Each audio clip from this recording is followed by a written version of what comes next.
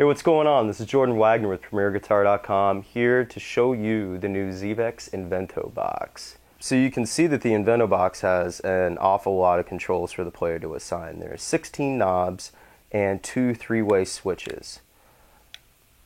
And 2 foot switches, of course, 1 for each channel. It's basically a bypass for each channel. And you can access the inside of the pedal by taking out these 4 little thumb screws that are plugged into the top there, and then you simply just lift the thing out and then lock it in between those 2 foot switches right there, so you can see the guts. Okay, so this is a fully populated Invento box right here.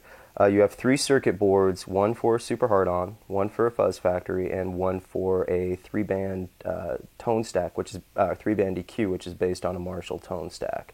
These are the only 3 boards available at this time, but Zachary apparently has plans in the future to introduce more. So basically how the thing works is, the experimenter's board is basically a breadboard. And the one thing that you really have to understand is each one of these columns here, or each one of these lines of jacks or holes right here for you to plug things into, operate as columns. And think of them as columns of water, as the connections go up and down. So if I snap something in right there to this very small corner right here, it's going to be connected directly to whatever is plugged in any one of the holes above it. If you want to connect each one of these aqueducts of water, so to speak, to continue my analogy, you would jump a component across one to another. You can see little jumpers right here, little metal jumpers underneath the Super Hard-On board that kind of illustrate that. And you can also use other components too, such as capacitors and resistors and transistors, or whatever your fancy is. At the very bottom of the board is where your grounding happens. Or pretty much all inputs jacks, for example, have a lead and a ground. So you would plug in the lead where it says in, right there, and the ground, which will go down here. The Zvex Fuzz Factory has always had this reputation as being kind of a versatile, crazy fuzz. The addition of the 3-band tone stack in the Invento box to the Fuzz Factory circuit greatly widens the ability of the Fuzz Factory pedal. So here I'm going to play a simple riff using just a straight, quintessential Fuzz Factory tone with all of the 3 EQ knobs all the way down. And then I'm going to slowly increase the treble, then the mid, and then the bass.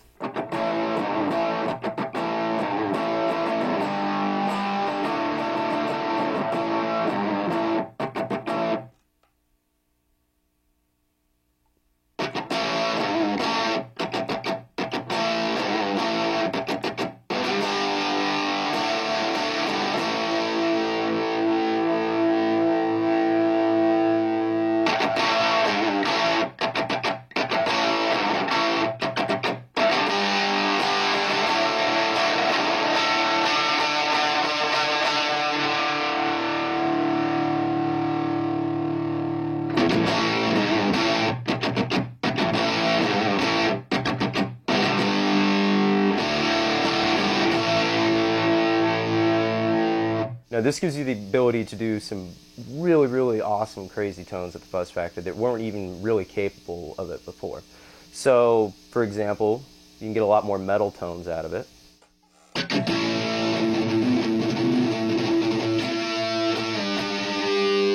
If you want to scoop the mids just a little bit, bring the treble up and the bass.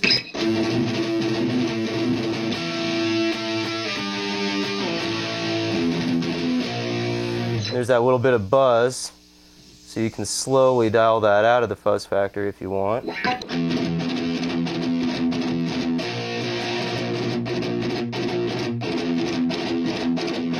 And if you want to do a boost on that, you can engage the Super Hard-On behind it.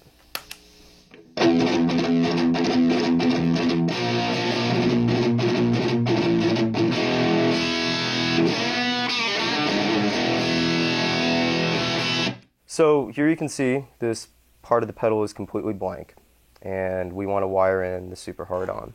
So what I would do is take the board right here, which I pulled out earlier. Make sure the lettering is facing up, and just socket it in right there.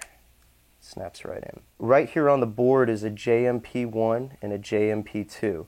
And what this signifies is that you need to jump these two components over with a small metal jumper, which has already been done right there. So yeah, and you can do it. You could do it down there, or you could do it down there, or do it up there, or up there, just as long as they're in the same columns. So right now I need to assign the input jack of the second channel to the Super Hard-On. Now this is extremely easy to do. This requires no soldering at all. You just snap both ends in. That's it.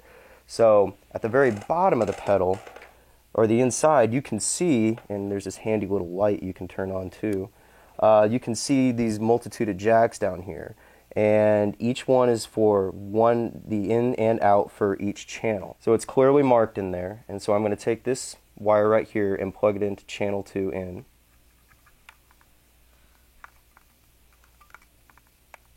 Yep, snaps right in.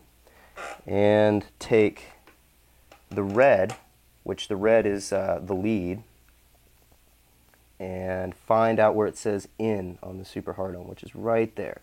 So I'll take the red and plug it in anywhere I want on that column where N is designated to. So right there. It says in right there. So any of these connections down here will be where you can plug that in. And then take the black one, which is the ground, and just plug it into the ground bus down here and just snap it in. That's it. So here I already connected the output and the 9-volt to their proper sockets, and then routed those cables up to the 9-volt and to the ground and for the output right here. It's basically the same thing. It takes a total of, I don't know, maybe 20 or 30 seconds to really connect everything. At the top here, you can see where the pot would go, which is the one control knob for the Super Hard-On, basically the volume for the boost. And these 3 wires right here are routing to the back, behind this rubber band, socketed right into that knob right there. And it clearly will tell you where each of the 3 connections is supposed to go. And also in the instructions included with the pedal, and explain that very well too. So now what I'm going to do is I'm going to put the pedal back together. And I'd also like to note that you can remove the internal potentiometers, the knobs, to replace them with different values if you like. Move them around.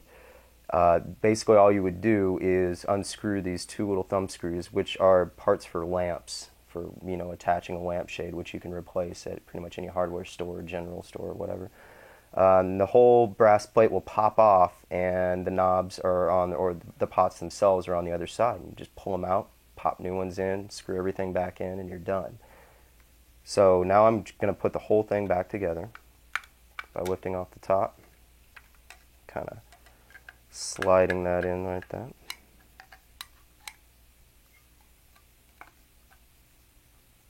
Kind of a tight fit.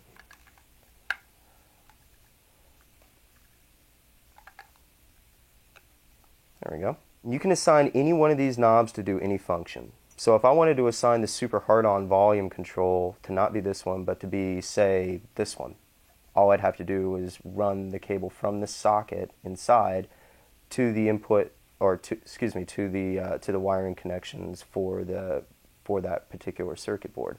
I could put all the volume controls for every module in here if I wanted to. You could take the 3-band EQ from the tone stack, where right here I have it wired for treble, middle, and bass, to be down here with the volume for the Super Hard-On or for the Fuzz Factory. You can pretty much assign anything you want anywhere. There's also options inside to connect circuit boards that use tap tempo. So we'll see other effects in the future come out for the Invento box that you'll be able to assign one of the buttons to have a tap tempo option. So that's the ZVEX Invento box. And I'd like to point out too that it would probably take me several hours to really go through and show you what the Invento box is capable of. There's some other options you have, such as replacing different values for capacitors and resistors and trying different transistors and stuff using, especially in the Fuzz Factory circuit, to completely change the tonality and the range of the pedal. My full review in the July 2010 issue, I use a couple examples of just simple parts that I bought from Radio Shack to plug into the board at certain points, and you get a whole new myriad of tones that the Fuzz Factory is capable of. Some really cool 8-bit Nintendo sounding stuff too, and some stuff that really, really expands on the low end, making it capable of producing those great Fuzz Factory tones on bass. So if you'd like to find out more information, you can also go to www.zvex.com. I know Zachary is putting together a variety of videos to explain some of the subtle nuances of the Invento box. And you can also, again, check out my review online at www.premierguitar.com. So again, this is Jordan Wagner, and thanks for watching.